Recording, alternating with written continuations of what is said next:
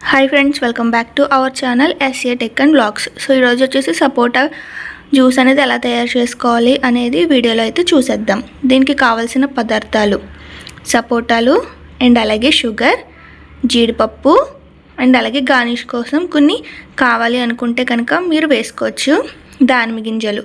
And సపోటా పళ్ళు వచ్చేసి మనం పేస్ట్ లాగా పక్కన తీసుకుని ఒక బౌల్లో ఇలాగ సపరేట్గా చేసుకోవాలి.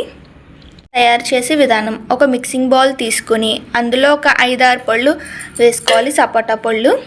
అండ్ నెక్స్ట్ వచ్చేసి 3 స్పూన్స్ ఆఫ్ షుగర్ వేసుకోవాలి. మీకు కావాలి అనుకుంటే 2 స్పూన్స్ అయితే వేసుకోవచ్చు. చక్కెర అయితే వేసుకున్నాం కదా, అలాగే ఒక గ్లాస్ మిల్క్ అయితే వేసుకోవాలి అందులో. సో ఇప్పుడు ఇవన్నీ కలిపి మనం మిక్సీ అయితే పట్టుకోవాలి. పట్టింది గ్లాస్లోకి వేసుకోవాలి. అండ్ ఇప్పుడైతే కనుక గార్నిష్ కోసం మనం కొన్ని జీడిపప్పు పలుకులు అయితే వేసుకోవాలి. అండ్ మీకు ఇష్టమైతే కనుక కొన్ని పొమోగ్రానేట్స్ కూడా వేసుకోవచ్చు. అండ్ ఇంతే ఈజీగా చేసుకునే సపోటా జ్యూస్ అయితే రెడీ.